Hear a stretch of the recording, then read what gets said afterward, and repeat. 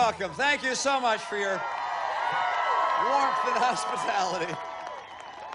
What a, I know you've been standing for a while, but there have been some extraordinary people speaking to you. Wasn't that fun listening to Lee Greenwood? Didn't he need something else? Boy, that was touching. And I appreciate the Attorney General, Ken Cuccinelli, speaking to you, and also Congressman Forbes. These are great people and deserve your support and work. And I wish that George Allen were here today, but we are going to elect him the next senator for the state of Virginia. And Governor McDonald, he's been everywhere campaigning for me, all over the country, and I appreciate it. I know he's got real support all over this nation. People recognize, as the head of the Republican Governors Association, that he has real interest in seeing conservative principles like he's applying here applied in other states. And I appreciate him coming here and spending some time with me and welcoming me as he just did. And yeah, quite a guy. And then, and Dennis Miller, gosh, this guy, he's got talent, he's got humor, and he's got the right candidate this time. So I appreciate that. Now, I have to be honest with you. I love these debates. You know, these things are great. And I think it's interesting that the president still doesn't have an agenda for a second term. Don't you think that it's time for him to finally put together a vision of what he'd do in the next 4 years if he were elected? I mean, he's got to come up with that over this weekend, because there's only one debate left on Monday. And I just think the American people had expected that the President of the United States would be able to describe what he's going to do in the next 4 years. But he can't. He can't even explain what he's done in the last 4 years. I mean, he spends most of his time trying to talk about how my plan won't work. Well, what about his plan? We know his plan has not worked. And last night, there were a lot of people asked some questions, and I think they deserve some answers on a number of fronts. I think it was Jeremy who asked the question about how am I going to get a job when I get out of college? Half the kids in this country not able to get work or college-level work that are coming out of college? I mean, that's a question that needs to be answered. And then you heard Lorraine saying, when you promised, Mr. President, to put in place an immigration reform bill in your first term, well, I guess it was me that asked this question, but it was her idea. She brought up immigration. You promised to put it out in your first term, your highest priority. You'd put out a bill in your first year, but you didn't even file a bill. She deserves an answer. And then we heard from Michael, and he asked the question, why should we vote for you? Because the middle class is just getting buried. And I described all the ways in which the president had failed to help lift the middle class. This is an election about the great middle class of America. It's helping people that are poor get into the middle class, helping people in the middle class have a brighter future, and he had no answer as to why he had failed to help the middle class and why they're having such tough times. Catherine spoke about women and women's equality in the workforce, and I asked the question that she deserves an answer to, which is, why is it that there are 3.6 million more women in poverty today than when the president took office? This president has failed America's women. They've suffered in terms of getting jobs. They've suffered in terms of falling into poverty. This is a presidency that has not helped America's women. And as I go across the country and ask women, what can I do to help? What they speak about day in and day out is, help me find a good job or a good job for my spouse, and help my kid, make sure my children have a bright future, better schools, and better job opportunities. That's what the women of America are concerned about, and the answers are coming from us and not from Barack Obama.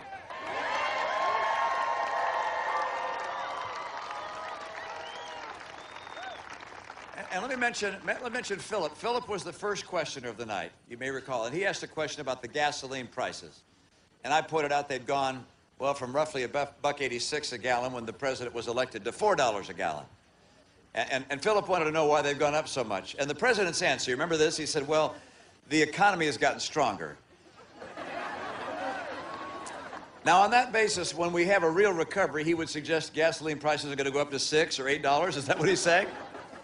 I mean, this was the most classic of the non-answers of the night. I think it's pretty clear that when it comes to his policies and his answers and his agenda, he's pretty much running on fumes. And the American people want some real answers and a real agenda, and that's why Paul Ryan and I are going to become the next president and vice president of the United States.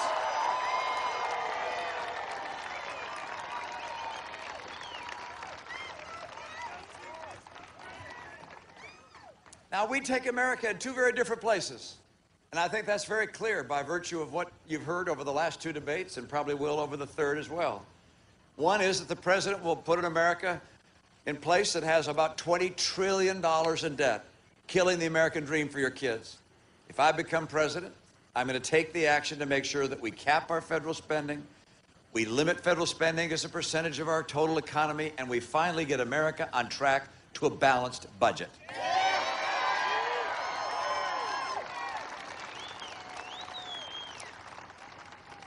If President Obama were reelected, his spending plan and his borrowing and the debt in that borrowing will cause not only high-income people to see higher taxes, but ultimately, you're going to see middle-income people in this country facing $4,000 more in taxes.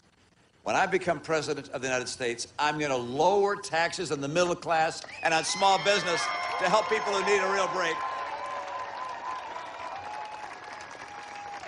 I think he made it clear as well in the last couple of debates that if he's reelected, why we're going to have Obamacare, including $716 billion of cuts to Medicare. And I hope you know what that means. Doctors are saying, half the doctors in America are saying they're not going to take additional Medicare patients because of that. Think about that as you're thinking about retiring, what that means. That's what his cut in Medicare means. And why did he take that money out of Medicare? To pay for Obamacare. I will repeal Obamacare, replace it, and put that $716 billion back.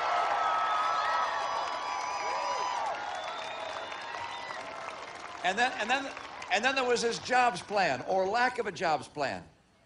He just keeps on saying what he said before. We need a stimulus. We need to hire more government workers. There's nothing wrong with working in government, but hiring more government workers doesn't get the private sector growing and put people to work. Raising taxes, that's the other part of his plan. Also picking winners and losers. I mean, for my calculation, he made about 7 big loans to companies in his first year in office. Of those 7 big loans, 3 of the companies have gone bankrupt, and 1 more is in fragile condition. Look, we don't need the government picking winners and losers, or in his case, losers. We need to get back to free people making their own choices in their life and let the free market choose the winners and the losers. My plan, and you heard it time and again, I'm going to get this economy going because I really believe in these things. All right, I believe that it makes sense to take advantage of oil, coal, gas, nuclear, renewables. I believe in those things. I don't just talk about it. And the president's record makes it very clear that he does not believe in oil and coal and gas like I believe in oil and coal and gas. And that's why if I'm president, we're going to get to see North American energy independence at 8 years. And if he's president, you will not. You'll see higher and higher prices. That's one difference. There's another place. There's another place I'm going to get the economy going. With trade, we're going to open up more trade, particularly in Latin America, and crack down on China. He said last night that he's filed all these actions against China. And he says, we've won every one that has been adjudicated. Yeah, that's one. That's one. All right? My own view is that we need to label China what it is, a currency manipulator, and apply tariffs wherever they're stealing our intellectual property or competing in an unfair manner. I want training programs that work for our workers and fix our schools. Number 4, I will get us to a balanced budget. And number 5, I'm going to champion small business. We've got to help small business. That's where our jobs come from. And if you have a small business, I disagree with the president. If you have a small business, those of you who work at a small business, you built that business yourself. Government didn't build it for you.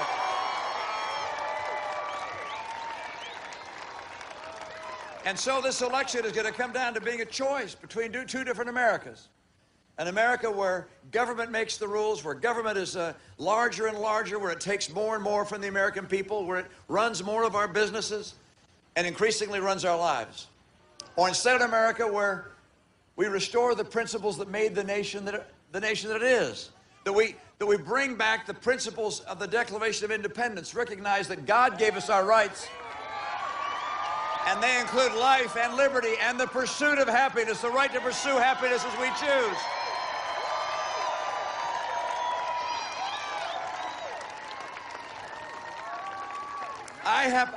Look, we all value and respect our government and the work that government has to do and recognize its role in our society, but its role is to help encourage free people and to allow dreamers to reach for their dreams, to provide education so opportunities there, to keep the burden of government from being too large, to keep it from smothering enterprise and freedom and opportunity.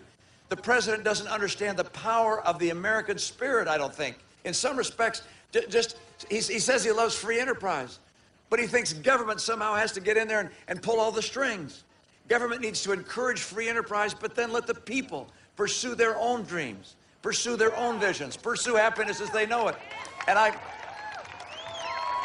I know something about the greatness of the American spirit. I'm convinced that despite all the challenges we face, the debt and the joblessness, the challenges we face around the world, schools that are not performing as they should, all those challenges, I'm convinced, are going to be overcome not by government, but by the American spirit, by free people doing what needs to be done to make America stronger. I've seen the spirit of America throughout my life. One of my favorite experiences happened a number of years ago that just cemented again in my mind the great qualities of the human spirit that are seen day in and day out in American citizens across this country. I happened to be at a Boy Scout Court of Honor. And a few Boy Scouts here, Boy Scouters here, all right. And I was seated up front at the Formica table, and there was a flagpole next to it with a flag on it, and the person speaking at the microphone was a fellow from Monument, Colorado. And he said that when he was back in Colorado, that the Boy Scout troop that he was responsible for wanted to have a special flag. And so they purchased a flag with gold tassels around it, and they had that flag flown above the Capitol. And when it came back, the boys said, I wonder if we could have our flag go on the space shuttle. They contacted NASA and said, we've got this special flag for our Boy Scout troop. Would you take it up on the space shuttle? Space is at a premium in space, you know, so I'm sure they were kind of reluctant to take souvenirs for Boy Scout troops, but they said, okay, we'll take your flag. So they put it on the shuttle, and he said, you can imagine how proud our boys were to be sitting in their home rooms at school and to watch that shuttle launch and to say to their friends, our flag's on the shuttle. And then they saw it explode in the air. And he said he called NASA, and he said, have you found any remnant of our flag? And they hadn't. He said he called every week for months. Have you found something from our flag? Nothing, nothing. And then he said in about September, this was about half a year or 3/4 of a year later, he's reading an article in the paper that describes some of the debris found from the Challenger disaster. And on there it mentions something about a flag.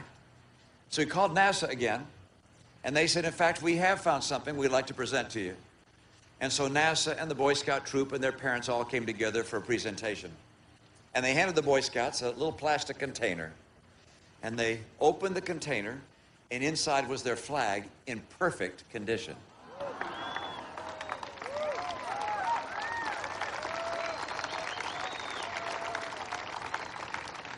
And then the Scoutmaster said, and that's it on the flagpole next to Mr. Romney. And I reached over, and I grabbed that flag and held it out, and it was as if electricity was running through my arms. As I thought about the heroes, the patriots, Americans who live for something bigger than themselves, who live for pioneering and discovery, for new knowledge, not for themselves, but for the world and for America. That's the nature of who we are. I look across this country. Every day I see people who live for something bigger than themselves, pioneers, heroes. I think of single moms wondering how they're going to put food on the table at the end of the week and scrimping and saving to be able to do so. I think of some dads and moms taking 2 jobs so they can afford to give their kids the same kind of clothes other kids are wearing at school. I think about young people coming out of college and putting aside their career because they feel it would be an honor and a duty to serve in our military. I think about parents, Christmas time coming up, saying, let's not exchange gifts so we have enough to make sure our kids have a great Christmas. This is who we are as a people. The divisiveness we've seen in Washington has spread across this nation It's got to stop. Got to bring people together. We can talk about differences on issues without making personal attacks. We've got to draw on the great American spirit, encourage people to lift themselves.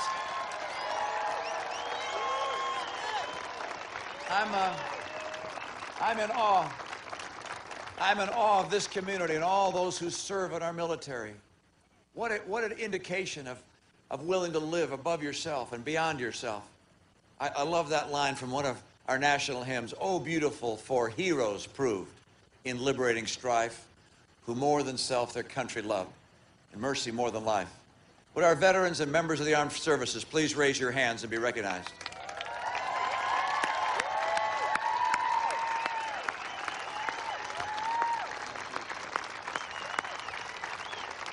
A great military town.